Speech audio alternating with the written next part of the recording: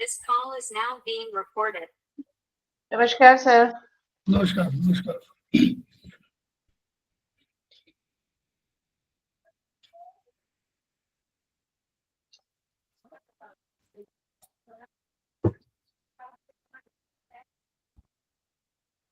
ओम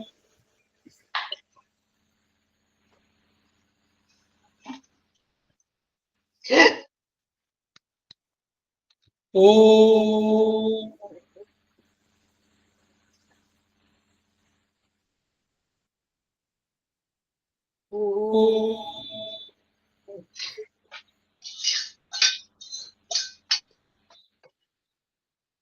वह शक्ति हमें दो दयानिधे, कर्तव्य मार्ग पर डट जाए, पर सेवा पर उपकार में हम निज जीवन सफल बना जाए। वह शक्ति हमें दो दयानिधे, कर्तव्य मार्ग पर डट जाए। हम दीन दुखी निबलो विकलो के सेवक बन संताप हरे, जो है बिछड़े भूले भटके, उनको तारी खुद तर जाए। वह शक्ति हमें दो दयानिधे, कर्तव्य मार्ग पर डट जाए। छल द्वेष दंभ पाखंड झूठ, अन्याय से निश दिन दूर रहे, जीवन हो शुद्ध सरल अपना, शुच प्रेम सुधारस बरसाए।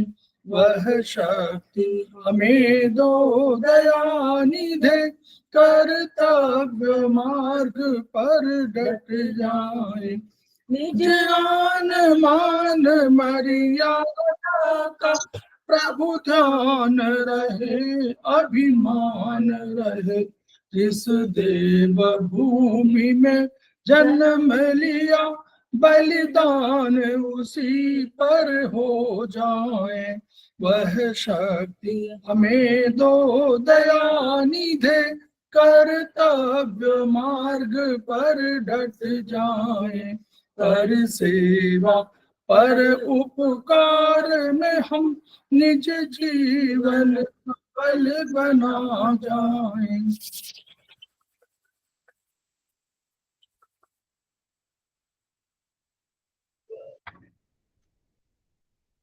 समवाई क्लासेस में आप सभी का स्वागत है। हमारे बीच में श्रीमती वर्षा श्रीवास्तव, उपाध्यक्ष समवाई फाउंडेशन, उपस्थित हैं, उनका स्वागत है। हमारे बीच में नीतू जैन जो उपस्थित है, हमारे समवाई फाउंडेशन के प्रमोटर हैं, उनका स्वागत है। हमारे बीच में सुधा पाठक जो उपस्थित है, समवाई फाउंडेशन के प्रमोटर हैं और आज की फैकल्टी भी हैं, उनका स्वागत है। हमारे बीच में पिंकी तोमर जो उपस्थित है, उनका स्वागत है। हमारे बीच में बी गोपीनाथ कृष्णन जो उपस्थित है, उनका स्वागत है। हमारे बीच में रेखा गुप्ता जो उपस्थित है, उनका स्वागत है। हमारे बीच में कंचन पांडे जी उपस्थित हैं, उनका स्वागत है। और हमारे बीच में रानी मिश्रा जो उपस्थित हैं, उनका स्वागत है। तो हम लोग समवाई फाउंडेशन के सदस्य हैं और हम लोग एक्यूप्रेशर शोध प्रशिक्षण उपचार संस्थान प्रयागराज से संबद्ध हैं। वहाँ के मनीषी ब्रह्म है। नमस्ते सर, धन्यवाद आपका बहुत बहुत। नमस्ते सर। वहाँ के मनीषी ब्रह्मलीन MP खेमका सर के हम ऋणी हैं, जिनकी वजह से संस्थान को और इस विधा को ये ऊंचाई मिली हुई है। संस्थान का एक मोटो है, each one reach one, each one treat one, each one teach one. उसी को आपके माध्यम से जन जन जागरण अभियान के तहत पूरे विश्व में फैलाने का हमारा सपना है। और हमें विश्वास है कि ये विधा जो अपेक्षाकृत कम खर्चीली है, उसका लाभ केवल आपको ही नहीं मिलेगा, आपके घर परिवार, पास पड़ोस, इष्ट मित्र, बंधु बांधवों को ही नहीं मिलेगा, वरन समस्त पीड़ित मानवता को मिलेगा। इसी विचार के साथ हम आज की क्लास की शुरुआत कर रहे हैं। हम लोग आज चर्चा कर रहे हैं जो मॉडर्न साइंस का हमारे पास एक BHB है, बेसिक्स ऑफ ह्यूमन बॉडी, उस पर एक चैप्टर है ब्लड। हम लोगों ने अभी चर्चा किया था होम्योस्टेसिस की, हम लोगों ने चर्चा किया था सेल की। अब हम लोग सेल के आगे बढ़ रहे हैं कि शरीर में जो रक्त है वो क्या है, उस पर चर्चा करेंगे। तो हमारे चर्चा के लिए हमारे बीच में है सुधा पाठक जी, हमारे समवाय फाउंडेशन के प्रमोटर भी हैं, सेमेस्टर 5 की स्टूडेंट हैं और आज की हमारी फैकल्टी है। तो मैं शेयर कर दे रहा हूं और उनको स्वागत कर रहा हूं। सुधा। प्रणाम सर। प्रणाम। सबसे पहले अरविंद सर को प्रणाम करते हुए अपने क्लास में उपस्थित सभी सहपाठियों का मैं अभिनंदन करती हूँ और आज के अपने टॉपिक के बारे में चर्चा करते हैं। साथियों, आज आपका वीडियो नहीं आ रहा है। मैंने ऑन कर रखा है नीतू मैम। वीडियो आने का है लेकिन सर अब अभी भी नहीं आ रहा है सर। नहीं आ रहा। वो ऐसा है, वो प्रॉब्लम कुछ आ गई है, पता नहीं क्या हो रहा है। हमारे यहाँ तो कुछ कहा नहीं है सर, हमारे उसमें नहीं आ पा रहा है, हम समझ नहीं पा रहे हैं कि हमारे उसमें।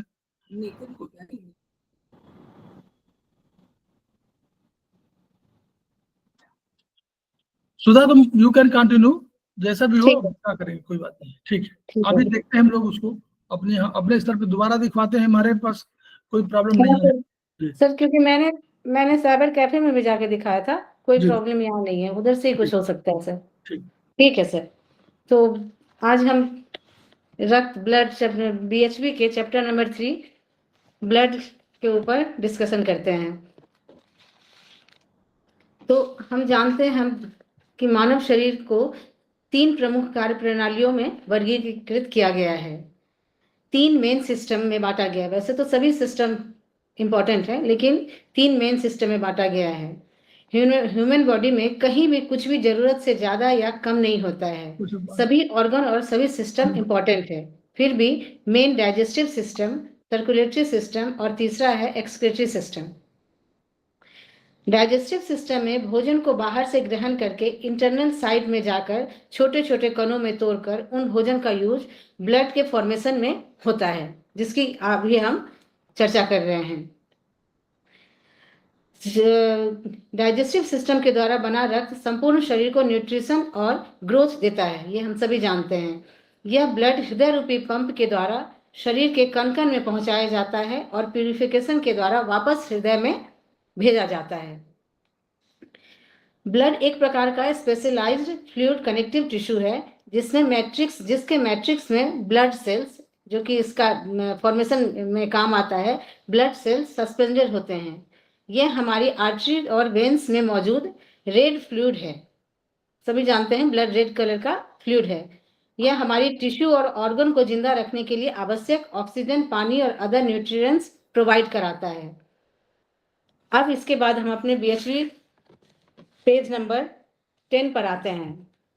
जैसा कि इसमें लिखा हुआ है, रक्त एक विशेष तरल संयोगी ऊतक है, जिसके मैट्रिक्स में जीवित कणिकाएं सस्पेंडेड होती हैं, पाई जाती हैं। रक्त अनेक तत्व, जल एवं जीवित कणिकाओं से मिलकर बना है। इसके तत्व एवं जल इंटेस्टाइन में मिलते हैं तथा जीवित कणिकाएं बोन मैरो एवं लिम्फेटिक टिश्यू से आकर रक्त वाहिनियों में रक्त का निर्माण होता है। वैसे तो अभी तक हम सुनते आ रहे थे कि जब बच्चा गर्भ में होता है तो माँ के शरीर से उसको ब्लड जाता है, लेकिन यह सही नहीं है, यह कथन सही नहीं है, क्योंकि बच्चा जब 4 से 9वें महीने में आता है, जब माँ के गर्भ में, तभी से उसमें ब्लड बनना शुरू हो जाता है। रक्त बनने की प्रक्रिया भ्रूणावस्था के 4 से 9वें सप्ताह में ही प्रारंभ हो जाती है। जब तक बोन मैरो का विकास नहीं होता है, उस समय भी माँ के रक्त से बच्चे के भ्रूण में ब्लड नहीं जाता है, बल्कि रक्त कणिकाओं का विकास नहीं होता है। तब तक उसका जनन स्थान यकृत मतलब लीवर, स्प्लीन, लिम्फ नोड तथा आंत की दीवारें होती है। इसके बाद हम सभी देखते हैं कि रक्त का कंपोजिशन या ब्लड की बनावट। रक्त 2 तरह की चीजों से बना होता है। पहला तो है रक्त कणिका और दूसरा है प्लाज्मा, जिसमें कि रक्त कणिकाओं में रक्त कणिकाएं रक्त में होती है 40-45% और प्लाज्मा 55 to 58% प्लाज्मा पाया जाता है। अब रक्त कणिकाएं जो अभी हमने कहा वह 3 तरह की होती है, जैसे एरिथ्रोसाइट्स, ल्यूकोसाइट और थ्रोम्बोसाइट। ये तो इसको हम इजी लैंग्वेज में सभी जानते हैं, RBC, erythrocyte RBC, leukocyte WBC और thrombocyte means platelets, blood platelets. वहीं प्लाज्मा जो कि बॉडी में 55 to 58% पाया जाता है, वो उसमें भी 2 चीजें पाई जाती है। पहला तो जल, क्योंकि ब्लड फ्लूइड फॉर्म में है, और वो जल भी कम नहीं बल्कि 91 to 92% जल पाया जाता है, और उसमें इसके अलावा कुछ ठोस भी रहते हैं, सॉलिड होते हैं, वो पाए जाते हैं 8 to 9%। इसके अलावा उसमें कुछ कार्बनिक और अकार्बनिक तत्व भी होते हैं। तो कार्बनिक तत्व प्लाज्मा में ये जो हमने ठोस कहा उसमें कार्बनिक और अकार्बनिक तत्व होते हैं। तो कार्बनिक तत्व होता है प्रोटीन, यूरिया, यूरिक एसिड, जो कि पाया जाता है 7.8%, 7 से 8% तक, वसा, फैट, कोलेस्ट्रॉल और ग्लूकोज। इसके अलावा अकार्बनिक तत्व है वह है sodium, potassium, potassium 0.9 to 1%, calcium, iron, iron chloride, sulphate, phosphate और बाइकार्बोनेट। तो इसमें जो कार्बनिक तत्व हमने प्रोटीन देखा, प्रोटीन बहुत ही इंपॉर्टेंट तत्व है इसमें, और इसको हम ये जो प्रोटीन इतना इंपॉर्टेंट होता है, इसके 3 प्रकार ब्लड में पाए जाते हैं। पहला है एल्ब्यूमिन। कार्बनिक तत्व में इसकी सहभागिता, अभी जो हमने कार्बनिक तत्व देखा उसमें प्रोटीन का एल्ब्यूमिन जो तत्व है वह उसकी सहभागिता 50 to 65% होती है। यह प्लाज्मा प्रोटीन यकृत द्वारा संश्लेषित या सिंथेसाइज्ड होता है। प्लाज्मा प्रोटीन जो ये लिवर के द्वारा सिंथेसिस इसका होता है। और वैसे भी हम जानते हैं, हमारे क्वेश्चन भी आता है हमारे एग्जाम में, कि यकृत सबसे ज्यादा प्रोटीन को संश्लेषित करता है। यकृत सबसे बड़ा, लिवर सबसे बड़ा ऑर्गन भी होता है, और यह सबसे ज्यादा प्रोटीन या तत्व को संश्लेषित करता है।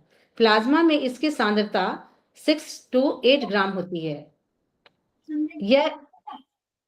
यह रक्त की विस्कोसिटी मीन्स थिकनेस या चिपचिपाहट, यह रक्त को विस्कोसिटी प्रदान करता है। ऑस्मेटिक प्रेशर में इसकी सहभागिता है, और कई अन्य तत्वों को अपने साथ साथ बांधकर निर्दिष्ट अंगों तक, जो जिस अंग को जरूरत होती है या जिस अंग में ब्लड का फ्लो होता है, उस जगह पर यह वहां तक पहुंचाता है। यह पहुंचाने का काम ऑस्मेटिक प्रेशर के थ्रू करता है। अब एल्ब्यूमिन के बाद दूसरा प्रोटीन का दूसरा है वह है ग्लोब्यूमिन। ग्लोब्यूमिन प्लाज्मा प्रोटीन में इसकी सहभागिता 29 to 34% होती है, और फिर यह 3 प्रकार का होता है। इसमें पहला है अल्फा ग्लोब्यूमिन। यह 9.5 to 18% लिवर के द्वारा संश्लेषित होता है, अल्फा ग्लोब्यूमिन। दूसरा है बीटा ग्लोब्यूमिन। ये बीटा ग्लोब्यूमिन 8 to 14% यकृत के द्वारा संश्लेषित होता है। ऊपर पाए जाने वाले दोनों प्रोटीन, अल्फा ग्लोब्यूमिन और बीटा ग्लोब्यूमिन प्रोटीन, रक्त को ऑस्मेटिक प्रेशर प्रदान करता है तथा ग्लूकोज एवं लिपिड से कंजुगेट करके ग्लाइकोप्रोटीन और लाइकोप्रोटीन बनाता है, जो कि हमारे बॉडी को न्यूट्रिशन देने में या प्रोटेक्शन देने में काम आता है। तीसरा है हमारे पास ग्लोब्यूमिन का तीसरा फॉर्म है गामा ग्लोब्यूमिन। यह ब्लड में 12 to 22% है। यह विशेष रूप से लिम्फोसाइट एवं प्लाज्मा सेल द्वारा संश्लेषित होता है। इसका उपयोग आवश्यकता अनुसार एंटीबॉडी बनाने में होता है, और कई भांति की होती है, जिन्हें इम्यूनोग्लोब्यूलिन्स या आईजी कहते हैं। प्रोटीन का तीसरा फॉर्म है फाइब्रोनेजिन। फाइब्रोनेजिन को हम जानते हैं, जनरली हमने सुना है ब्लड क्लॉट करने में यह काम आता है, यह इसकी जरूरत होती है। तो फाइब्रिनोजिन 6.5 to 8%, यह समस्त प्रोटीन में सबसे अधिक अनुभार, इसका वॉल्यूम, इसका जो एटॉमिक वेट है वो सबसे ज्यादा होता है, वह है 3,40,000 के करीब होता है, और इसका संश्लेषण भी यकृत में होता है। तो इस तरह हमने देखा, अभी तक जितना भी देखा, सभी जनरली यकृत में सबका सिंथेसिस सबका लिवर में होता है। इससे हम समझ रहे हैं कि सबसे ज्यादा ये प्रोटीन को संश्लेषित करने वाला ऑर्गन हमारे पास लिवर है। यह जनरली हमारे क्वेश्चंस में आता है, ऑब्जेक्टिव क्वेश्चन में। यह कोंगुलेशन प्रक्रिया में फाइब्रिन में परिवर्तित होकर, यानी कि ब्लड के थक्का बनने में या जमने के समय में फाइब्रिन में परिवर्तित होकर रक्त को चोट लगे स्थान से बहने से रोकता है। अभी तक तो हमने जाना फाइब्रिनोजेन रक्त को थक्का बनाता है, लेकिन यहाँ बताया गया है कि किस तरह से बनाता है। वह फाइब्रिन में परिवर्तित हो जाता है और यह जो एलिमेंट है या तत्व है ब्लड को थक्का बनकर रोकने से बहने से रोकता है। इसके अलावा यह रक्त को ऑस्मोटिक प्रेशर प्रदान करने में भी सहायक होता है। इसके बाद है प्लाज्मा में से फाइब्रिनोजेन के निकल जाने के पश्चात शेष तरल को सीरम कहते हैं। मतलब प्लाज्मा में अगर फाइब्रिनोजेन को निकाल लें और जो उसमें जो बिल्कुल पतला सा जो लिक्विड बचता है वह सीरम कहलाता है। इसका यूज हमने जनरली कोरोना के टाइम में बहुत इसका सुना था इसका नाम। फिर अगला, अब इसके बाद है, ये तो हमने ब्लड का फॉर्मेशन देखा। अब इसके बाद है कि ब्लड में कंपोजिशन, ब्लड में क्या क्या चीज पाया जाता है। इसमें पहला जो हमने बताया था एरिथ्रोसाइट, उसके बारे में कुछ देखते हैं। ब्लड सेल्स, रक्त में कणिकाएं उसी भांति सस्पेंडेड फॉर्म में होती हैं, पाई जाती हैं जैसे कोशिकाओं में न्यूक्लियस और अन्य अंग ऑर्गेनेल्स होते हैं। जनरल सेल्स में जैसे अभी तक हमने पढ़ा था, नीतू मैम ने हमें पढ़ाया था सेल्स के बारे में, उसमें जैसे सभी ऑर्गेनेल्स पाए जाते हैं, जनरली इसमें भी ऐसे ही ब्लड सेल्स में भी इसी तरह से सारे ऑर्गेनेल्स पाए जाते हैं। सामान्यतः इनकी संख्या निश्चित होती है, चूंकि इनके जनन, प्रोडक्शन एवं मृत्यु दर में पूर्णतया संतुलन रहता है। इनकी सामान्य संख्या इसलिए निश्चित होती है जिससे कि इनके फॉर्मेशन में और मृत्यु दर में बैलेंस बना रहे।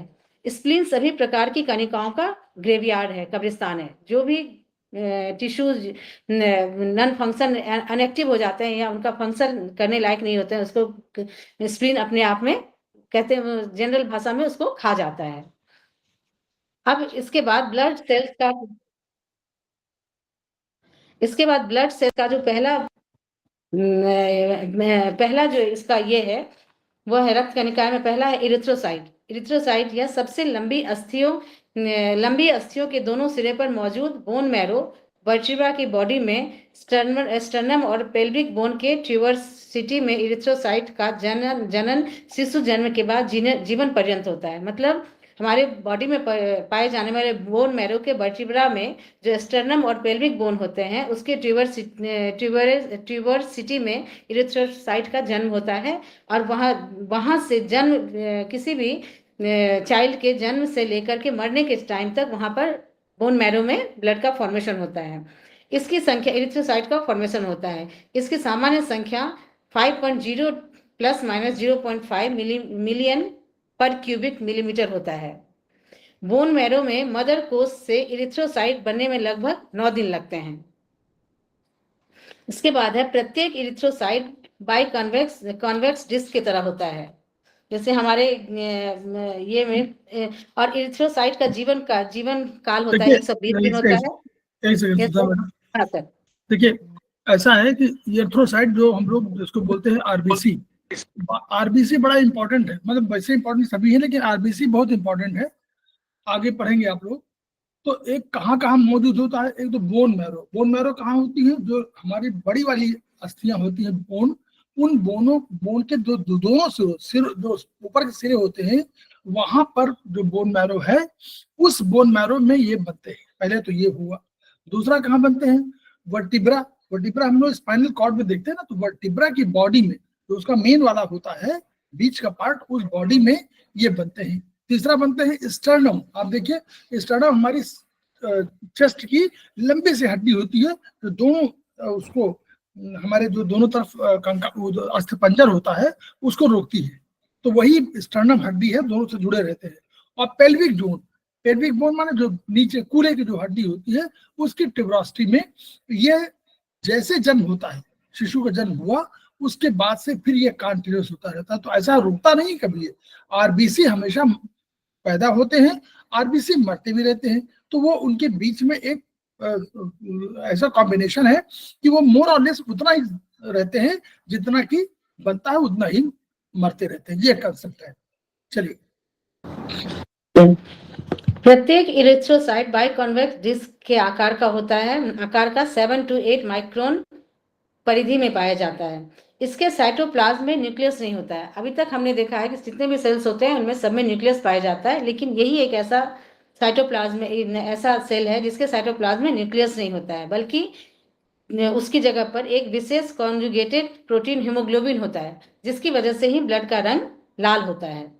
इसका सामान्य जीवन काल 120 दिन होता है और एक आंकड़े के अनुसार अगर देखें तो रक्त में कुल इरिथ्रोसाइट की संख्या 0.83% प्रतिदिन जन्म मरण होता है। डेली बेसिस पर 0.83% जन्म होता है और उतना ही वो उसका क्षय भी होता है। एक इरिथ्रोसाइट की बाहरी सतह का क्षेत्रफल 120 to 140 वर्ग माइक्रोन एवं अंदर का आयतन 87 ± 7 घन माइक्रोन होता है। इसके बाद है इरिथ्रोसाइट का कंपोजिशन। इसमें है इरिथ्रोसाइट 2 चीजों से बना है, जैसे कि अभी हमने देखा था, अभी हम इसके बारे में देखा था, ब्लड सेल्स के बारे में देखा था। ऐसे ही इसमें है, पहला पार्ट है जल, दूसरा है ठोसीय तत्व। तो जल का पोर्शन होता है 60 to 70% और जो तत्व एलिमेंट उसमें पाए जाते हैं वो 30 to 40% होते हैं। और फिर जल के बारे में तो जल को डिफ्रेंशिएट नहीं करके ठोसीय तत्व को हमने देखा है कार्बनिक और अकार्बनिक। तो कार्बनिक तत्व इसमें होता है 0.7% और अकार्बनिक तत्व 29.3 to 39.32% होता है। अकार्बनिक तत्व में पाया जाता है sodium, potassium, iron, calcium, chloride, bicarbonate, phosphate, zinc, copper, जो कि अभी तक हमने ब्लड सेल्स में देखा था, बिल्कुल कमोवेश वैसा ही। दूसरा है कार्बनिक, इसमें है प्रोटीन में है हीमोग्लोबिन, स्ट्रोमेटिन, इलिनिन। दूसरा है लिपिड, जिसमें पाया जो है कोलेस्ट्रॉल के रूप में लेसिथिन, सिफेलिन। तीसरा है ग्लूकोज। चौथा है कार्बनिक, वह इस रूप में है एनड्राइड्रेज, केटेलेज और फॉस्फेटेज। पांचवा है थाइमिन, राइबोफ्लेविन, पायरिडॉक्सिन और एस्कॉर्बिक एसिड के रूप में पाया जाता है। अब हम जो हीमोग्लोबिन ब्लड का जो सबसे मेन पोर्शन होता है उसके बारे में कुछ जानते हैं। हीमोग्लोबिन प्रत्येक इरिथ्रोसाइट में 29 पाइकोग्राम हीमोग्लोबिन भरा होता है। अतः सामान्य स्वस्थ व्यक्ति के रक्त में इसका कंसंट्रेशन 14 ± 1 ग्राम पर 100 ml ऑफ ब्लड होता है। प्रत्येक इरिथ्रोसाइट में 300 मिलियन हीमोग्लोबिन अणु होते हैं और प्रत्येक हीमोग्लोबिन अणु में एक अणु ग्लोबिन और 4 अणु हीम के होते हैं। प्रत्येक हीम अणु 4 पायरल रिंग फेरस अणु से बना रहता है। फेरस अणु पर एक बॉन्ड ऑक्सीजन के जुड़ने के लिए रिक्त रहता है और इसको एक सूत्र की तरह से यहाँ पर दिखाया गया है। इसका केमिकल जो इसका सूत्र है वह है C712 H 1113 O 245 oxygen, nitrogen 214, sulphur 2 and ferrous. इसके बाद फेरस और है, इसका अनुभार 68,000 होता है। हीमोग्लोबिन में ग्लोबिन अणु 2 छोटी एमिनो एसिड 141 चेनों में अल्फा चेन एवं 2 बड़ी एमिनो एसिड 416 चेनों में बीटा चेन से बना होता है और यह चारों चेन आपस में डाइसल्फाइड लिंकेज से जुड़ी होती है। सर, इसमें कुछ समझाना चाहेंगे सर आप? हाँ, ऐसा देखिए 2 चीजें हैं इसमें, बहुत अधिक तो एकेडमिक का प्रश्न है, कोई कुछ नहीं है। आरबीसी की बात कर रहे हैं हम लोग। तो आरबीसी में क्या है, आरबीसी को पहले बताया कि उसमें एक तो नॉन न्यूक्लिएटेड होता है, मतलब न्यूक्लियस नहीं होता। क्यों न्यूक्लियस नहीं होता? क्योंकि अगर न्यूक्लियस होता तो एक भी जगह घेरता, उसकी जगह हमको भरना है क्या, उसमें क्या भरना है भी आप लोग पढ़ रहे हैं, क्या भरना है था इसमें, अभी लिखा था ना क्या भर रहा है, ये हीमोग्लोबिन। इस हीमोग्लोबिन में ही आपको यही हीमोग्लोबिन ले जाएगी ऑक्सीजन को। ये इसलिए कहा कि हीमोग्लोबिन को भरना था, इसलिए। दूसरा, आरबीसी को हर जगह जाना है, कैपिलरीज में सब जगह जाना है, छोटे छोटे जगहों पर भी जाना है। याद करिएगा, अभी आप देखते होंगे जब बड़ा हार्ट से चलेगी तो बड़ी वाली आयोटा चलेगी, फिर आर्टरीज हो जाएंगी, फिर कैपिलरीज हो जाएंगी, यानी छोटी छोटी जो है नलियां हो जाएंगी। तो उन नलियों में भी जाना है इनको। तो अगर न्यूक्लियस होता तो न्यूक्लियस को कंट्रोलिंग पावर होती ना, न्यूक्लियस मालिक है तो कंट्रोलिंग पावर, यहाँ कंट्रोलिंग पावर देने की कोई बात ही नहीं थी, यहाँ कोई कंट्रोलिंग पावर नहीं थी। यहाँ एक हरकारा के रूप में, जैसे सेवक होता है कि जाइए उसको आदेश का पालन करना है, इनका काम क्या है, हर जगह न्यूट्रिएंट्स सप्लाई करना और वहां से कुछ चीजें वेस्ट ले आना, यही तो रक्त का काम है। तो इनका कोई काम नहीं, इनका काम ये है कि भैया पोषण देना, पोषक तत्व देना, ऑक्सीजन देना इनका मेन काम है, और वहां से ऑक्सीजन के कार्बन डाइऑक्साइड ले आना। इसलिए इनको न्यूक्लियस नहीं दिया गया। नंबर, अब न्यूक्लियस नहीं दिया गया और ये सारे जो है आए और सबको स्प्लीन क्या करती है, इनका 120 दिन का लाइफ होती है, इनकी पूरा जीवन 120 दिन का है। 120 दिन में 1-2 दिन का इधर उधर हो सकता है, कुछ पहले भी मर सकते हैं। तो 120 दिन में जब ये पूरा भ्रमण करते हैं तो जैसे शरीर में, हमारे मानव शरीर में परिवर्तन होता रहता है, वैसे इनके शरीर में भी परिवर्तन होता रहता है, इनका स्ट्रक्चर चेंज होता रहता है। स्प्लीन हमारे यहाँ नियंत्रक है, वो उसके पास एक सेना है। उस सेना का काम ये है कि देखना कि भैया बाहर का कोई आदमी अटैक न कर दे, तो वो दुश्मनों को देखता रहता है। तो जब इसका शेप एंड साइज चेंज होता है तो ये सामान्य आरबीसी नहीं माना जाता। तो स्प्लीन वाले जो वहां पर बैठे हुए फेगोसाइटोस माने जो हमारे रक्षक सेना है, वो देखती है कि ये हमारा आदमी नहीं है। तो दो तरीके से, एक तो हमारा आदमी नहीं है इसलिए मारना चाहती है, दूसरा ये देखती है कि इसकी लाइफ तो अपने आप खत्म ही हो रही है, तो उसको ब्रेक करके उसकी चीजों को अपने में मिला लेती है और उसको उसकी जगह दूसरे आ जाते हैं जगह लेने के लिए। ये कॉम्बिनेशन है। अब देखिए, आप अब इसमें बच जाइए कि हीमोग्लोबिन में क्या भरा है। कुल मिलाकर कंसंट्रेशन 14+1 ग्राम प्रति 100 ml ऑफ ब्लड। आप हमेशा यूनिट बोला करिएगा, हमेशा मेरा कहना है कि हमेशा यूनिट बोलिए। 14+-1 ग्राम प्रति 100 ml ऑफ ब्लड, ये हमारा यूनिट है। इसको इस तरह कहना चाहिए, ऐसा 14+-1 ग्राम नहीं, प्लस पर 100 ml ऑफ ब्लड ये कहना चाहिए। अब इसमें ये छोड़ दीजिए, बस ये ध्यान रखिए। ग्लोबिन, देखिए हीमोग्लोबिन में हीम है। हीम क्या है? हीम क्या है? Iron sir. यस, ठीक है। तो अब देखिए, हीम और ग्लोबिन दो चीजें हैं। अब इसमें हीम, अब देखिए आगे इसमें क्या हुआ है, एक प्रत्येक हीम अणु 4 अणु का दिया हुआ, हीम का दिया हुआ है। इसमें फेरस है, पायरॉल है और ग्लोबिन है और ऑक्सीजन, 4 ये पूरा कॉम्बिनेशन दे दिया। सूत्र याद मत रखिए, लेकिन इतना याद रखिए कि इसमें हीम है और इसमें ही ग्लोबिन है, दोनों चीज। और ग्लोबिन में हमारा ये कंसेप्ट उसका है, एक हीम में ऐसे बना हुआ पायरॉल है और फेरस है, बस इतना ध्यान रखिए। और दूसरा ध्यान रखिए, 100 ग्राम हीमोग्लोबिन में ये इतने ग्राम फेरस होगा, तो कुल रक्त में 3 ग्राम आयरन आपके बॉडी में हमेशा रहेगा। ये कंसेप्ट है, इसको याद रखिए बस केवल ये, और सब तो एकेडमिक्स का है, उसमें नहीं।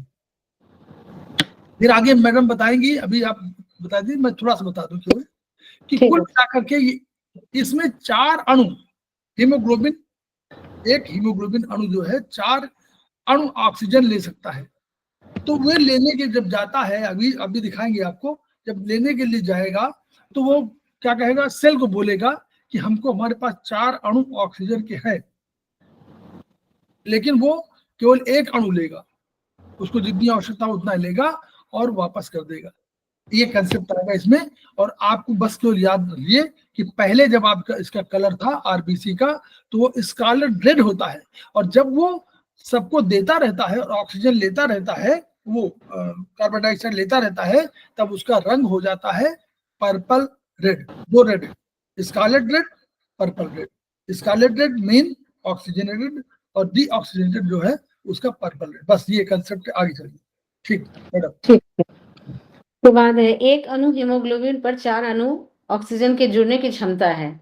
जैसा कि सर ने अभी बताया, 1 ग्राम हीमोग्लोबिन 1.34 मिलीलीटर ऑक्सीजन का वहन करती है, और यही मात्रा 100% संतृप्त या सैचुरेटेड भी मानी गई है, मतलब यही मात्रा सही भी मानी गई है। रक्त परिभ्रमण या सर्कुलेशन के दौरान हीमोग्लोबिन अणु से मात्र 1 अणु ऑक्सीजन कोशिकाएं द्वारा उपयोग की जाती है, और शिराओं में रक्त का रंग पर्पलेट रेड दिखाई पड़ने लगता है। क्योंकि इसमें ऑक्सीजन मिक्स होता है, इसलिए यह पर्पलेट रेड दिखता है। धमनी में स्कारलेट रेड, कार्बन डाइऑक्साइड हो जाती है। सॉरी अब- सर, अब कार्बन डाइऑक्साइड आ गई ना इसमें। हाँ, इसलिए स्कारलेट रेड नहीं, दिखती है। स्कारलेट रेड तो पहले थी जब ऑक्सीजन था, और जब जैसे शिराओं द्वारा उपभोग करने लगी तो शिराओं में रक्त का रंग पर्पल रेड हो गया। अब वो हाँ। उसमें यस सर, कार्बन डाइऑक्साइड आ गई, CO2 आ हाँ, गई। कार्बन डाइऑक्साइड, स्कारलेट रेड में कार्बन डाइऑक्साइड आ गई और उसकी वजह से वह स्कारलेट रेड दिखती है। एक अणु ऑक्सीजन की हीमोग्लोबिन पर जुड़ने हेतु लंग्स में मात्र 0.003 सेकेंड लगता है। इसका संश्लेषण पैदा हो रहे एरिथ्रोसाइट के इंटरमीडिएट नॉर्मोब्लास्ट अवस्था में ही प्रारंभ हो जाता है और रेटिकुलोसाइट में अवस्था में समाप्त हो जाता है। हीम का संश्लेषण माइटोकॉन्ड्रिया में, ग्लोबिन का संश्लेषण राइबोसोम में होता है और इन दोनों का कंजुगेशन गोल्जी एपरेटस में होता है। हाँ, अब याद, इसको याद रखिए, ये याद रखिए, बहुत महत्वपूर्ण क्या है। जैसे देखिए, वो कह रहे हैं कि फेफड़ों में हीमोग्लोबिन ऑक्सीजन, इस अणु ऑक्सीजन को हीमोग्लोबिन पर जुड़ने हेतु, इस अणु ऑक्सीजन को हीमोग्लोबिन पर जुड़ने हेतु फेफड़ों में, अब ये फेफड़ों में जाई गई और इसने देना दिया तो फेफड़ों में मात्र कितना लगता है, 0.003 सेकेंड। और आप पढ़िएगा वहां पर कि वहां पर 1 मिनट का समय है, कहीं है वहां पर मिनट का समय है, और यहाँ सेकेंड्स में खत्म कर दे रहा है। आप ध्यान रखिएगा, उसमें 15 सेकंड का है ना, 15 सेकंड मिलता है उसमें। आप देखिएगा, पढ़िएगा उसको, 1 मिनट में 15 बार, तो 4 सेकंड का समय होता टोटल, और 4 सेकंड में 1 सेकंड जो है आपका बिल्कुल स्लीपिंग मोड होता है उसमें। तो उस स्लीपिंग मोड होने के बावजूद इसको समय केवल लिखता है 0.003 सेकेंड, इतना तेज होता है। ये बताने की बात है। दूसरा ये जो आप कहिए कि कहाँ हीम कहाँ बनती है, माइटोकॉन्ड्रिया में। ये हम लोगों ने नहीं पढ़ा था सेल में। कह रहे हैं हीम बनती कहाँ है, संश्लेषण माने सिंथेसिस, 3-4 चीजें मिल करके और बनाते हैं। तो हीम का संश्लेषण माइटोकॉन्ड्रिया में, ये हमेशा याद रखिएगा कि अगर हीम की कमी है तो हमको ट्रीटमेंट देना पड़ेगा कभी अल्टीमेटली सेल में, माइटोकॉन्ड्रिया में। अगर माइटोकॉन्ड्रिया में दे सकते हो तो ग्लोबिन राइबोसोम में, यानी फिर सेल में ग्लोबिन राइबोसोम में, और दोनों का कॉन्जुगेशन गोल्गी एपरेटस में। अगर दोनों कॉन्जुगेट नहीं कर पा रहे हैं तो इसका मतलब गोल्गी एपरेटस में कहीं प्रॉब्लम है, ये समझिए। ठीक सर, फिर इरिथ्रोसाइट में न्यूक्लियस नहीं होता है, तो हम इससे पहले ही पढ़ चुके हैं। अतः इसका जनन काल जो कि 120 दिनों का होता है, में यदि किसी फैक्टर की कमी के कारण इसमें सामान्य मात्रा हीमोग्लोबिन के संश्लेषित न हो सके तो उस फैक्टर को उपलब्ध करने के बावजूद मौजूदा इरिथ्रोसाइट में हीमोग्लोबिन की मात्रा नहीं बढ़ेगी और यह सिचुएशन ही एनीमिया कहलाता है, एनीमिया के रूप में कन्वर्ट होता है। अपितु जो नए इरिथ्रोसाइट बनेंगे वो सामान्य होंगे। ये कुछ बीमारी में होता है, कुछ पर्टिकुलर बीमारी होती है जिसमें एनीमिक शुरू बचपन से होते हैं, सबको होते हैं। तो अगर मान लीजिए कोई फैक्टर कहीं मान लीजिए नहीं हुआ तो फिर वो, क्योंकि उसके पास सेल है ही नहीं, न्यूक्लियस है नहीं, तो न्यूक्लियस नहीं है सेल में, तो न्यूक्लियस आगे कुछ परिवर्तन नहीं कर सकता है। इसलिए अगर कोई फैक्टर नहीं हुआ तो वो उतने जो सेल बने होंगे वो वैसे ही रहेंगे, परिवर्तन नहीं होगा। हाँ, जो नए सेल, अगर मान लीजिए आपने कोई ट्रीटमेंट कर दिया तो उस ट्रीटमेंट में जो नए सेल बनेंगे उसमें ये हो सकती है, हीमोग्लोबिन बढ़ सकती है, लेकिन नए क्या होगा, वो सामान्य हो सकता है। ये अर्थ तो बंद कर दूं क्या? जी। हेलो, बोलिए, कोई आवाज आ रही है? चलिए जी मैडम, चले। उसके बाद हीमोग्लोबिन का अपचय, कैटाबॉलिज्म। तो अभी तक हम डाइजेशन में आता है एक मेटाबॉलिज्म वर्ड आता है, वो एनाबॉलिज्म और कैटाबॉलिज्म के मिलने से मेटाबॉलिज्म होता है, इससे कि बॉडी का न्यूट्रिशंस या ग्रोथ होता है। तो हीमोग्लोबिन का कैटाबॉलिज्म, रक्त परिसंचरण में इरिथ्रोसाइट अपना 120 दिन का जीवन यापन करने के बाद कुछ जल सोख कर फूल जाता है, सेल हो जाता है। इसे पहचान कर रक्त में मौजूद मैक्रोफेज इन्हें खा लेते हैं, या स्प्लीन में रक्त परिसंचरण के समय स्प्लीन के ऊतक इन्हें पकड़कर तोड़ डालते हैं और हीमोग्लोबिन रक्त, जिससे कि हीमोग्लोबिन रक्त में आ जाता है। हीमोग्लोबिन के फ्लो में कोई रुकावट नहीं होती है। रक्त में हीमोग्लोबिन, जैसा कि सर ने बताया, हीम प्लस ग्लोबिन के मिलने से बनता है और जो कि प्रोटीन का भंडार होता है। हीम पायरल और फेरस के मिलने से बनता है और पायरल में अब ये हम इसको बता आयरन दीजिए, का भंडार है। हाँ सर, इसको हाँ बता सर। दें। अब देखिए हीमोग्लोबिन को उन्होंने कहा कि जब अगर उन्होंने देखा कि ये आरबीसी हमारा कुछ मोटा हो गया है और उन्होंने उनको इंस्ट्रक्शन मिले हुए हैं कि ऐसे ही एक ऐसे साइज का आदमी होगा, वही हमारा आदमी है आरबीसी। अब उन्होंने देखा कि ये तो हमारा आरबीसी नहीं है, तो मैक्रोफेज माने हमारे सिपाही है मैक्रोफेजेस में, और तो वो उन्होंने क्या किया, इनको पकड़ लिया, या स्पिन वाला होगा, वहां भी कोई सिपाही बैठे हुए हैं, उन्होंने पकड़ के तोड़ डाला। अब जब ब्रेक कर दिया तो हीमोग्लोबिन क्या हुआ, वो रक्त में आ गई, क्योंकि ब्लड में ही जा रहा है तो ब्लड में आ गई, तो रक्त में हीमोग्लोबिन आई, तो अब बनी हीमोग्लोबिन, वो ब्रेक हो गया। जब ब्रेक हो गया तो ग्लोबिन तो कहाँ लिखा था, अभी पढ़ा था हम लोगों ने, ग्लोबिन प्रोटीन भंडार को वहां चला गया ना, तो प्रोटीन भंडार ग्लोबिन चला गया। अब हीम क्या हुई, हीम में क्या है, फेरस है, पायरॉल है, ये सब चीजें हैं। तो हीम में दो चीजें बनी, फिर हीम से बनी फेरस और पायरॉल रिंग। याद करिए पुराना वाला ये चार्ट, यहाँ पे देखिएगा, ये फिर हीम में क्या है, फेरस, ऑक्सीजन, ग्लोबिन, पायरॉल, सब चीजें हैं। तो उसी की बात कर रहा है कि ये जो है, जो आपका हीम में फेरस चला गया आयरन भंडार को, जहां आयरन का भंडार होगा वहां चला गया, बचा पायरॉल। अब ये पायरॉल का ऑक्सीडेशन या रिडक्शन कुछ होगा, मतलब केमिकल वो रिएक्शन होगा जिससे पायरॉल से बिलीवर्डिन बन जाएगा। पायरॉल से, देखिए नोट कर लीजिए, हीम से पायरॉल, हीम में फेरस चला गया आयरन भंडार को, बचा पायरॉल था ना पर, पायरॉल बिलीवर्डिन में कन्वर्ट होगा, उससे रिडक्शन हो जाएगा, यानी फिर वही केमिकल को रिएक्शन हुआ जिसकी वजह से बिलीरुबिन पिगमेंट बन जाएगा। यहाँ तक ये है, इसी को बताना है जो आपको बहुत बड़ी बीमारी है। यही बिलरुबिन, जो बिलरुबिन बनी है, ये इसको बोलते हैं हीम बिलरुबिन। इसको हीम से बनी ना, तो हीम बिलरुबिन बोलते हैं, हीम से बनी है, इसको बोलते हैं हीम बिलरुबिन।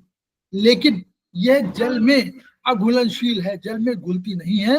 लिपिड में, लिपिड माने फैट, तेल, इसको तेल बोलते हैं ना, तेल, तो तेल वगैरह जो है उसमें लिपिड में घुलनशील होगी। अब इसको जल में घुलनशील बनाना है, क्यों बनाना है, क्योंकि इस चीज को शरीर के बाहर निकालना है। ये अच्छा नहीं है, ये हमारा वेस्ट प्रोडक्ट है, जिसको अगर बॉडी में रहा तो नुकसान देगा, इसको बाहर निकालना है। अब इसको जल में घुलनशील बनाने के लिए क्या करना पड़ेगा, अब हमने वहां पढ़ा था अल्फा प्लाज्मा एल्ब्यूमिन पढ़ा था ना, याद करिए।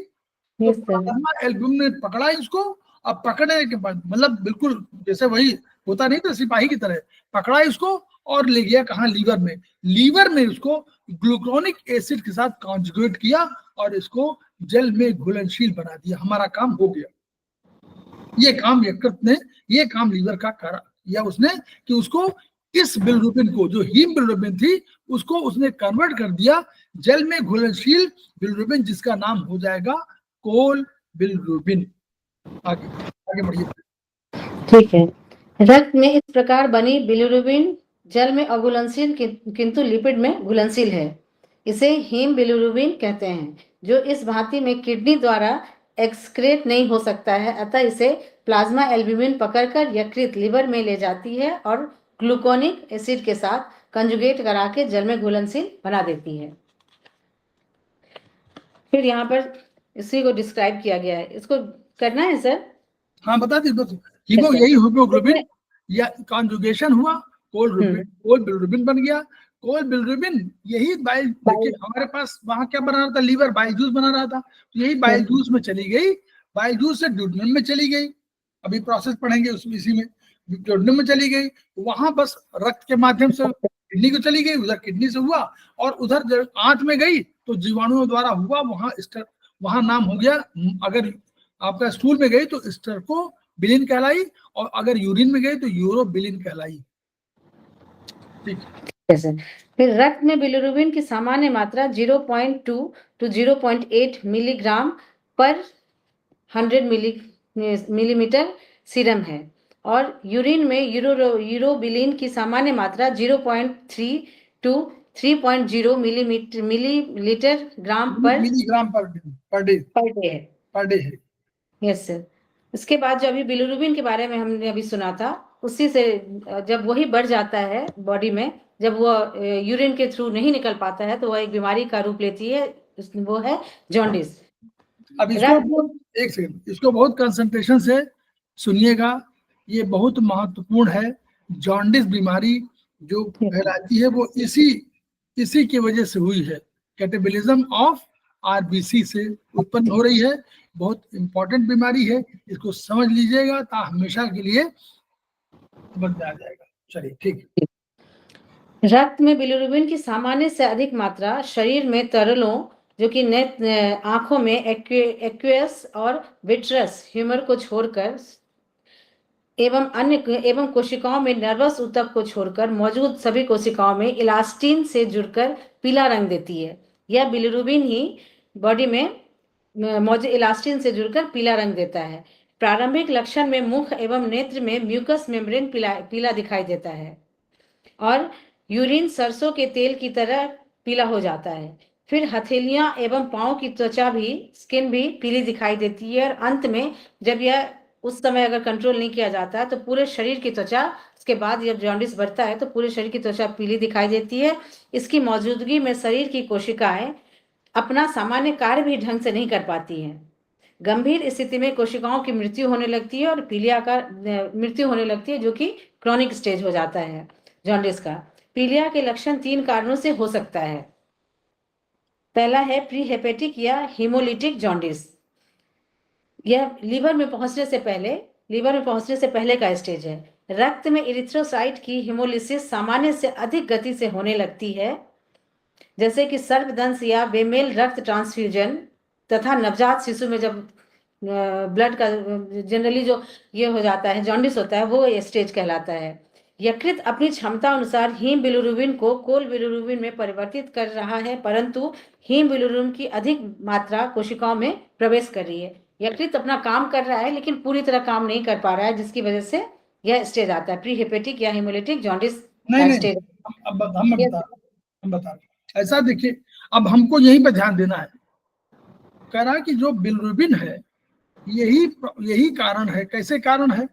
जैसे ही बिलिरुबिन अधिक आने लगा तो जो सामान्य मात्रा में तो कोई परिवर्तन नहीं होगा, लेकिन अगर अधिक मात्रा में हुई तो क्या होगा, आपके सेल में मौजूद है इलास्टिन, तो उससे जुड़ करके पीला रंग, येलो रंग देने लगेगा। तो सबसे पहले कहाँ आपको देखते हैं, डॉक्टर जाता है तो तुरंत देखता है आपकी आंखें देखता है, आपकी नाखून देखता है। ठीक है? हाँ बोलिए। नहीं सर, ठीक है हाँ, तो आंख देखता है, उसके बाद जो है और मुख और नेत्र आंख देखता है कि कहाँ पर है।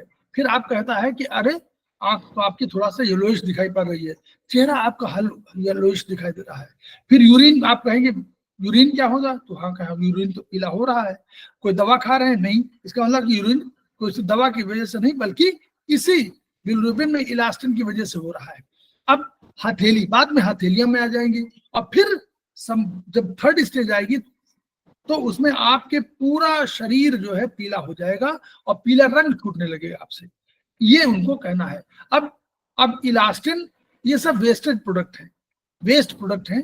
तो घर में जैसे कोई आपका वेस्ट प्रोडक्ट बढ़ता जाए, कूड़े का पहाड़ होता जाए, तो आपका घर में काम करना मुश्किल हो जाएगा। वैसे ही कोशिकाएं सामान्य कार्य करना बंद कर देती हैं, उनकी डेथ होने लगती है। तो जब काम नहीं करेंगी तो खाना पीना उनको भी तो नहीं मिलेगा और न बाहर को दे पाएंगे, तो वो कोशिकाओं की मृत्यु होने लगती है। अब ये कह रहे हैं 3 कारण है। अब पहला नोट कर लीजिए, यही बहुत महत्वपूर्ण होगा। 1 is known as pre hepatic. कहीं भी कोई मिले प्री वाला, यानी वो हिपैटिक कारण नहीं है। हिपैटिक माने इसको बोलते हैं हमारे यहाँ साइंस की भाषा में लीवर। हिपैटिक माने लीवर से, है ना? तो हिपैटिक माने जब भी कहा है तो हिपैटिक वहां की लैंग्वेज है। तो लीवर को वो कुछ बोलते होंगे इसी में, तो हिपैटिक बोल देते हैं कि हेपेटाइटिस इसमें होता है। तो हिपैटिक माने कि लीवर लीवर कारण नहीं है, नंबर 1 लीवर का कारण नहीं है। इस उसके लिए, बीमारी के लिए अभी हिपैटिक मतलब प्री हिपैटिक माने लीवर का इसका इस रोग का कारण नहीं है। इसको बोल रहे हैं, इसको बोलेंगे दूसरा लैंग्वेज में हिमोलिटिक जॉन्डिस। ये जॉन्डिस हिमोलिटिक है। हिमो माने हिम माने क्या, हिमोलिटिक माने रक्त वाला। ये रक्त से संबंधित है कोई चीज। अब कैसे है वही बता रहे हैं। रक्त में एरिथ्रोसाइट की हिमोलिसिस हो गई। अब हमने पढ़ा था रक्त की हिमोलिसिस होने से क्या होगा, सामान्य से अधिक गति होने लगे, मतलब एरिथ्रोसाइट मरने अधिक लगे। हिमोलिसिस माने मरना, लिसिस लाइसिस माने तोड़ना, ब्रेक होने लगे, यानी एरिथ्रोसाइट अधिक संख्या में मरने लगे तो क्या होगा, अधिक बिलिरुबिन आने लगेगी। तो ये कह रहे हैं कारण कहाँ है, सर्पदर्श, सांप काट लेगा तो। फीमेल रक्त ट्रांसफ्यूजन यहाँ भी, और कभी कभी नवजात शिशु में भी होता है, इसीलिए कहते हैं कि नवजात शिशु को पीलिया हो जाता है, यही कारण है। ठीक, तो इनमें इन 3 कारणों से मेन कारण हो। तो अब इनमें अधिक गति हो रही है। लीवर क्या है, लीवर की क्षमता मान लीजिए 40 ग्राम को ट्रांसफर करने की है, तो 40 ग्राम ट्रांसफर कर रहा है, तो लीवर तो अपना काम कर रहा है, लीवर की कोई कमजोरी नहीं है, लीवर अपना आराम से काम कर रहा है। लेकिन एरिथ्रोसाइट की हिमोलिसिस अधिक होने से अधिक बिलिरुबिन बन रही है, तो वो क्या करे, उसकी क्षमता 100 है, आ गया 150, तो नहीं कर पा रहा है। तो इसमें क्या है, हिमोग्लोबिन की अधिक मात्रा बनने लगी कोशिकाओं में। ये कारण होगा प्री हिपैटिक या हिमोलिटिक जॉन्डिस का। हिमोलिटिक पहला कंडीशन ये है कि अब इस समय हिमोलिसिस की वजह से एरिथ्रोसाइट की हिमोलिसिस अधिक हो रही है, इसलिए है। तो ये कारण डॉक्टर खोज लेते हैं। तीसरा है हाँ, हिपैटिक या हिपेटोसेल्युलर जॉन्डिस। यकृत कोशिकाओं के रोगग्रस्त होकर यकृत की कोशिकाएं जब रोगग्रस्त होकर फूल जाती है, जिससे कि पित्त वाहिनी या बाइल डक्ट्स बाइलरी कॉन्केलिक्युली अवरुद्ध हो जाती है। ऐसे में रोगग्रस्त होने के कारण यकृत कोशिकाओं कंजुगेशन का कार्य क्षमता के अनुसार नहीं कर पाती है, जिससे कि रक्त में हीम और कोल बिलिरुबिन दोनों की मात्राएं बढ़ जाती है।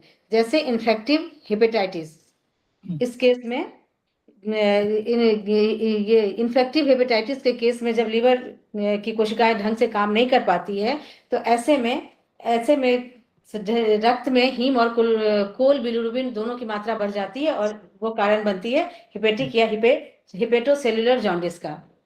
तीसरा स्टेज, इसका कारण केवल लीवर है। कारण लीवर है। ये लीवर की वजह से हो रहा है कि लीवर ही बीमार है, लीवर बीमार है, इसलिए लीवर अपना काम नहीं कर पा रहा है। तो दोनों हीम भी बढ़ेगी और कोल रिबन दोनों बढ़ जाएंगे। तो ये कैसे बता रहे हैं, कौन इन्फेक्टिव हेपेटाइटिस जब भी होगी, कोई बाहर से ऐसा इन्फेक्शन आ गया जिसने लीवर को प्रभावित कर दिया, तो ये आपको होता है। Yes sir. तो तीसरा है पोस्ट हेपेटिक या ऑब्स्ट्रक्टिव जॉन्डिस।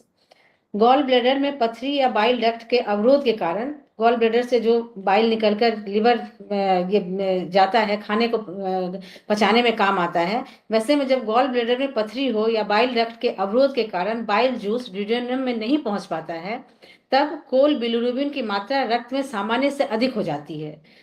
मूत्र में इसकी मात्रा सामान्य से अधिक होगी, लेकिन मल का रंग सामान्य होगा। और ऐसे में उपरोक्त तीनों भांति की पीलिया को निम्न भांति से हम पहचानेंगे। पहला है हिपैटिक, दूसरा प्री हिपैटिक, दूसरा हिपैटिक, तीसरा है पोस्ट हिपैटिक। और इसमें है हिपैटिक में है सीरम बिलिरुबिन, जो कि हीम और बिलिरुबिन प्लस प्लस। दूसरा है हिपैटिक में हीम तथा कोल बिलिरुबिन दोनों ही बढ़ जाता है। और तीसरा है पोस्ट हिपैटिक में कोल बिलिरुबिन बढ़ जाता है।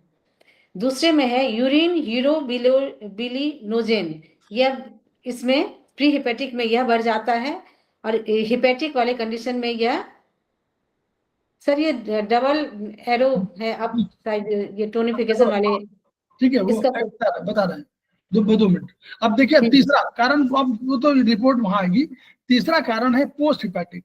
अब इसमें न लीवर कारण है न रक्त कारण है, हिमोलिसिस नहीं हो रही है। अब इसमें क्या है, लीवर भी काम कर रहा है, हिमोलिसिस भी ठीक से सामान्य हो रही है, ऐसा नहीं कि अलग हो रहा है। होगा क्या कि बना तो, लेकिन जब गाल ब्लैडर में आया तो उसकी जो डक्ट है उन डक्ट में कोई प्रॉब्लम आ गई। तो ये कारण किसका होगा? गाल ब्लैडर का होगा। ये गाल ब्लैडर की वजह से होगा। तो तीसरा कारण गाल ब्लैडर है। अब गाल ब्लैडर में उसको जाना है, वहां रुकना था, धीरे धीरे निकलना था। तो यहाँ पर प्रॉब्लम आ रही है उसके डक्ट में, तो क्या कर रहे हैं? ड्यूडेनम पहुंचना है इस बाइल को। पहुंचना कहाँ पर? बाइल जूस को ड्यूडेनम में। तो बाइल जूस में सारी चीजें हैं, ये भी सब सारी चीजें हैं, तो ये पहुंच नहीं पा रहा है। तो इस ऐसी दशा में कोल बिलिरुबिन की मात्रा हार्मोन से बढ़ जाएगी।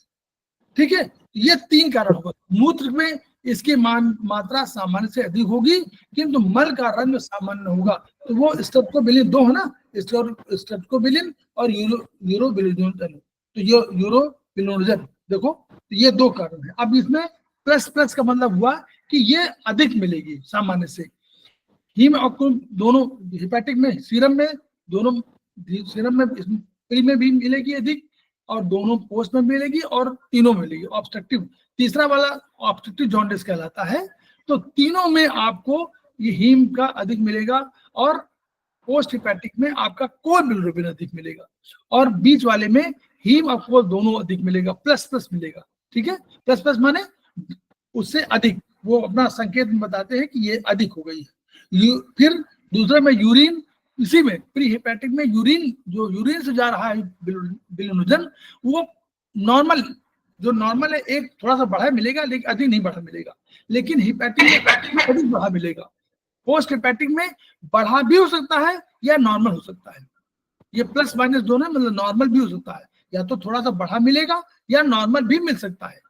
तीसरा मल का रंग है, इस वाले में डार्क रंग होगा प्री हेपेटिक में, इसमें पेल होगा, पीला होगा हेपेटिक में, और इसमें क्ले कलर का होगा। चौथा सीरम एल्कलाइन फास्फेटेज, इसमें प्लस माइनस माने बराबर हो सकता है, 2 बराबर हो सकता है, इसमें भी बराबर हो सकता है जैसे पहले हो, लेकिन पोस्ट हेपेटिक में ये बढ़ा हुआ मिलेगा। ठीक, आइए अब आप आइए एनीमिया। एनीमिया, दूसरा टॉपिक है एनीमिया। एनीमिया, एरिथ्रोसाइट में हीमोग्लोबिन की मात्रा, एनीमिया में एरिथ्रोसाइट में हीमोग्लोबिन की मात्रा सामान्य 14 प्लस माइनस 1 ग्राम % से कम हो जाती है। जानते हैं कि नॉर्मल ह्यूमन में 14 हीमोग्लोबिन की मात्रा होती है, वो नॉर्मल होता है। लेकिन जब उससे 1 ग्राम ज्यादा या कम हो जाती है, इससे हो जाने से म्यूकस मेम्ब्रेन, नाखून एवं त्वचा रक्तहीन, पीली या रंगहीन पड़ जाती है, और व्यक्ति के शरीर में कोशिकाओं को ऑक्सीजन की आपूर्ति नहीं हो पाने के कारण शारीरिक कमजोरी एवं श्वास गति तेज हो जाती है। इस दशा के भी 3 कारण होते हैं। पहला है रक्त में इरिथ्रोसाइट की संख्या कम हो, अर्थात बोन मैरो में इसकी जनन गति धीमी हो जाए, बनने की गति धीमी हो जाए, या हीमोग्लोबिन के संश्लेषण के लिए आवश्यक तत्व न उपलब्ध हो, जैसे मेल या आर्काइलिया गैस्ट्रिका। मेल न्यूट्रिशन की वजह से या आर्काइलिया गैस्ट्रिका की वजह से रक्त में जब इरिथ्रोसाइट की संख्या बननी कम हो जाती है, ऐसे कंडीशन में एनीमिक पेशेंट हो जाता है। दूसरा है रक्त में इरिथ्रोसाइट की मृत्यु दर सामान्य से अधिक हो जाए, जैसे सर्पदंश, मलेरिया, परजीवी, बेमेल रक्त ट्रांसफ्यूजन। जब इरिथ्रोसाइट की मृत्यु की जो इसका जीवन काल होता है उससे जल्दी और ज्यादा मरने लगे, तो ऐसे समय में यह एनीमिया होता है। और यह कंडीशन आता है सर्पदंश या मलेरिया या बेमेल ब्लड ट्रांसफ्यूजन के टाइम में। तीसरा कंडीशन है असामान्य हीमोग्लोबिन के कारण या अन्य कारणों से, जैसे sickle cell anaemia. Sickle cell anaemia के कंडीशन में हीमोग्लोबिन की मात्रा कम हो जाती है, जिसकी वजह से एनीमिक हो जाता है। थैलेसीमिया, जिसमें कि आरबीसी की संख्या घटी हुई मिलती है। Aplastic anaemia, leukaemia, anaemia of malignancy और anaemia of pregnancy, anaemia of infection, ये सभी उसके सिचुएशन के टाइप हैं। फिर आयरन की कमी से अरक्तता, आयरन की डिफिशियंसी से जब एनीमिया होता है उसके बारे में जाने। भारतवर्ष में अधिकांश एनीमिया 2 कारण से होता है।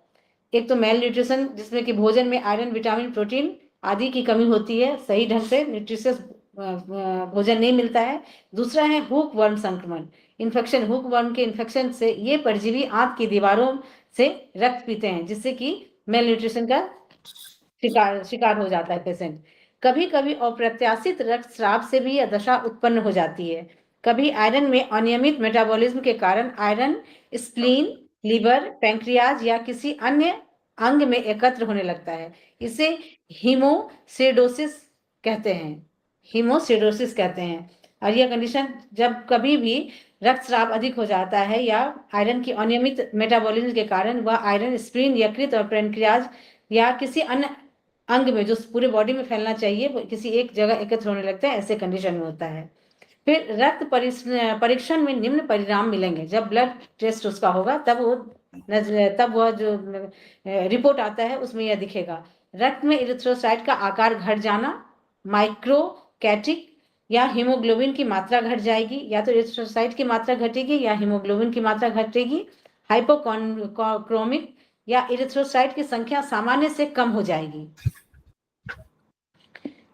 फिर उस 4th नंबर पर कुछ इरिथ्रोसाइट छिद्र युक्त भी हो सकते हैं। पिनोटिस सेल रोगी यदि अधिक वर्षों तक इसी दशा में रहे तो उसके नाखून नाव आकार ले लेते हैं और उसकी जिह्वा इन्फ्लेम्ड या ग्लोसिस्टिस हो जाती है, इन्फ्लेम्ड हो जाती है, स्वेल हो जाती है। पर्निशियस एनीमिया दूसरा है पर्निशियस एनीमिया। 18वीं शताब्दी तक इन लक्षणों से ग्रस्त रोगी मर जाते थे, अतः इसे पर्निशियस की संख्या दी गई है। एडिसन 1826 ने इन एनीमिया का कारण खोज निकाले। एडिसन ने जब किसी कारण से अमाशय में स्थित ग्रंथियां गैस्ट्रिक जूस स्रावित नहीं कर पाती हैं तो यह एनीमिया विकसित हो जाता है, अतः इसे एडिसन एनीमिया कहते हैं। जब अमाशय में स्थित हमारी गैस्ट्रिक जूस सही ढंग से एक्सक्रीट नहीं कर पाती है जूसेस का, तब उस कंडीशन में भोजन का सही ढंग से पाचन नहीं होकर एनीमिया पेशेंट में हो जाएगा। इसे एडिसन एनीमिया का नाम दिया गया। गैस्ट्रिक जूस में इंस्ट्रिक्सिक फैक्टर और एवं न्यूरोट्रॉफिक फैक्टर भी स्रावित होते हैं, जो क्रमशः इरिथ्रोसाइट में हीमोग्लोबिन बनाने तथा नर्व का अनुरक्षण मेंटेनेंस हेतु आवश्यक होते हैं। अतः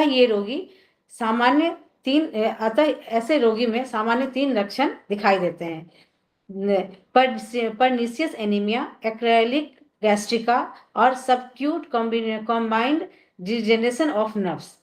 इस एनीमिया के लक्षण निम्न हैं: माइक्रोकैटिक न्यूमोक्रोमिक सेल्स अर्थात इरिथ्रोसाइट का आकार सामान्य से बड़ा होने के बावजूद उनमें हीमोग्लोबिन की मात्रा सामान्य हो जाती है।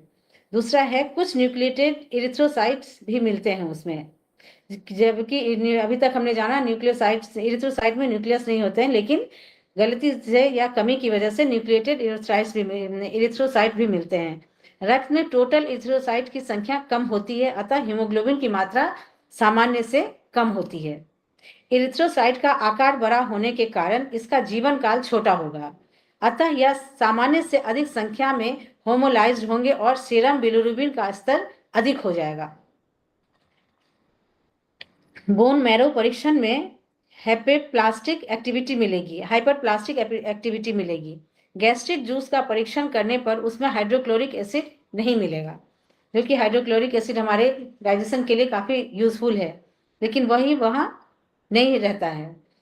दूसरा है condition aplastic anaemia. Bone marrow में किन्हीं कारणों से सभी प्रकार की रक्त कणिकाओं का जनन बंद कर देती है, जबकि ब्लड सेल्स का जनन बोन मैरो में होता है, लेकिन किसी कारण से जब वहाँ उसका नहीं होता है फॉर्मेशन, तब उसका वो कारण है विकिरण, रेडिएशन का उपयोग करने से परीक्षण या ट्रीटमेंट हेतु किया जाए, या बेंजीन विषीकरण, बेंजीन टॉक्सिसिटी के कारण प्रयोग रबर, गोंद एवं रेजिन को घुलनशील बनाने के हेतु। ऐसे कंडीशन में यह प्लास्टिक एनीमिया हो जाता है। यह क्वेश्चन भी हमारे असाइनमेंट में बार बार आता है, एयरप्लास्टिक एनीमिया का रीजन। तो इसमें हम रेडिएशन और बेंजीन टॉक्सिसिटी आंसर दे सकते हैं। तीसरा है दवाओं का विषीकरण, जैसे क्लोरेनोफेनिकॉल या गोल्ड कंपाउंड। इन रोगियों को लगातार बुखार बना रहता है, चूंकि शरीर में टेम्परेचर रेगुलेशन सिस्टम का माध्यम रक्त ही है, रक्त से ही हमारे बॉडी का टेम्परेचर मेंटेन रहता है। ऐसे में जब रक्त घट जाता है तो उसमें बुखार का या उसका फीवरिश कंडीशन बना रहता है। रक्त कणिकाओं की कमी के कारण ओरल कैविटी एवं फेरिंग्स में अल्सर हो जाता है। और रक्त परीक्षण में क्या नजर आता है? ब्लड टेस्ट में पैनकोटोपेनिया पैनसाइटोपेनिया पैनसाइटोपेनिया अर्थात सभी प्रकार के रक्त कणिकाओं की संख्या सामान्य से कम हो जाती है। मैक्रोकैटिक न्यूमोक्रोमिक इरिथ्रोसाइट का आकार बड़ा, हीमोग्लोबिन की मात्रा उसमें सामान्य, किंतु हीमोग्लोबिन की मात्रा कम होती है परसेंटेज में। फिर है थ्रोम्बोसाइट्स की संख्या सामान्य से कम हो जाती है। और बोन मैरो हाइपोप्लास्टिक होगा या इन्फेक्टेड होगा, उसमें सूजन आ जाएगा। तो ऐसे कंडीशन में अप्लास्टिक एनीमिया हो जाता है। फिर ब्लड सेल्स का जो दूसरा है, पहले तो एरिथ्रोसाइट हमने देखा, उसमें दूसरे नंबर पर है ल्यूकोसाइट्स। रोक सकते हैं, हाँ सर, हम लोग तो यहाँ रोक सकते हैं। यहाँ रोक सकते हैं सर। हाँ, क्योंकि हम लोग इसी वक्त बाद पढ़ेंगे कि ठीक है। आरबीसी आरबीसी बड़ा चैप्टर है, हाँ ठीक है सर, कल तो इसका हम लोग आरबीसी तक हम लोग करते हैं। और हम लोग जो है इस जो भी वीडियो आएगा उसको हम लोग शेयर करेंगे, हम लोग आपस में डिस्कस करेंगे और इसको पढ़ेंगे। देखिए, पढ़ने का अर्थ ये है कि हमको ये मालूम हो जाएगा कि मॉडर्न साइंस में जो टेस्ट होते हैं उन टेस्ट के आधार पर हम क्या जानकारी कर सकते हैं। फिर हमको अपना जो ट्रीटमेंट करना है वो हमको हम लोग अपना आराम से ट्रीटमेंट कर सकते हैं। जैसे हमें माने के करना हो, रक्त बढ़ाना हो, तो रक्त बढ़ाने का हमारे पास तरीका है। रक्त बढ़ाने का तरीका कोई किसी को मालूम है? Hello, Yes, sir. हम लोग बता सकते हैं? कोई बता सकता है?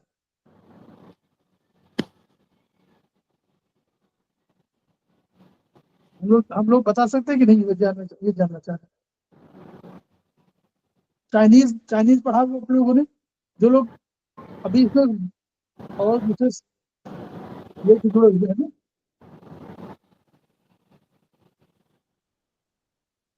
बोलिए। कोई बता सकता है कि नहीं? नहीं, किसी को नहीं मालूम क्या? सर एक पॉइंट तो GB39 का है सर। हाँ, और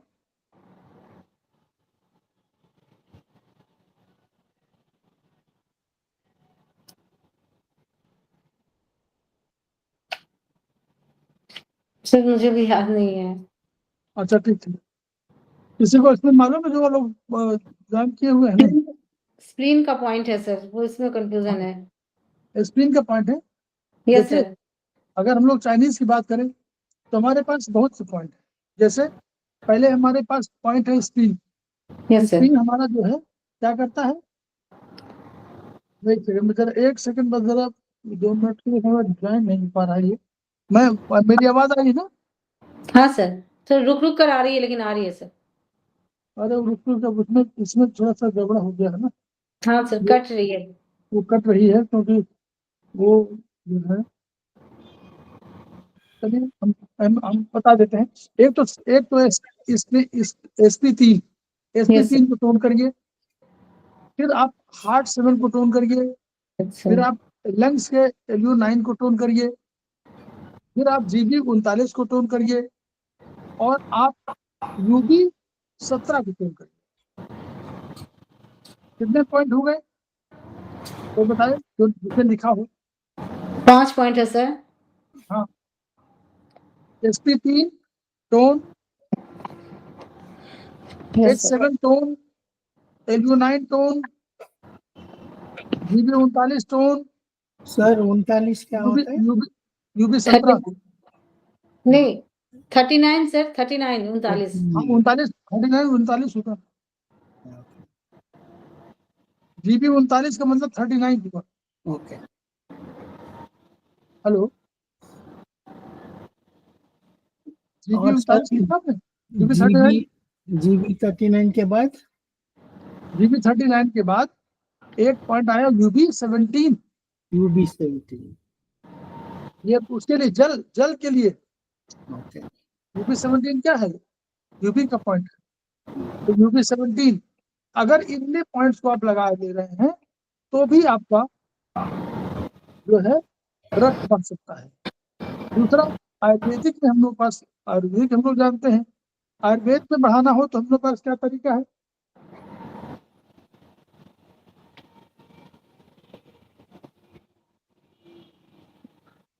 आयुर्वेद में बढ़ाने तो तरीका हमको मालूम है। आयुर्वेद आयुर्वेद में क्या रस क्या है, ये बोलिए। सर फिंगर नंबर 3, बोलिए। फिंगर ना, नंबर ना, 3 10th स्पाइरल सर, नहीं रस किसमें? रस 4th में सर, तो finger number 4, finger number 4। 9th spiral, finger number 4, 9th spiral. और ट्रीटमेंट देंगे हम लोग रक्त माने 3-4, रक्त माने 3-4, तो 3-4 टोन यस और सर, 5 से फिर आएंगे हम लोग रक्त, finger number 3, finger number 0 3। Spiral, 3-4 tone, 5 से ये हमारा आयुर्वेद में। तो हम लोग इस तरह रक्त को बढ़ा सकते हैं। तो हम लोग इनको पढ़ें, समझें, शेयर करें और खेलता सर के सपनों को पूरा करें। सपने क्या है हमको मालूम है, each one, reach one, each one, teach one, teach one, teach one. इन्हीं शब्दों के साथ हम लोग अपने इसको ध्यान देते हैं। कल हम लोग फिर देखते हैं। प्रणाम सर। प्रणाम सर। प्रणाम। प्रणाम सर। प्रणाम।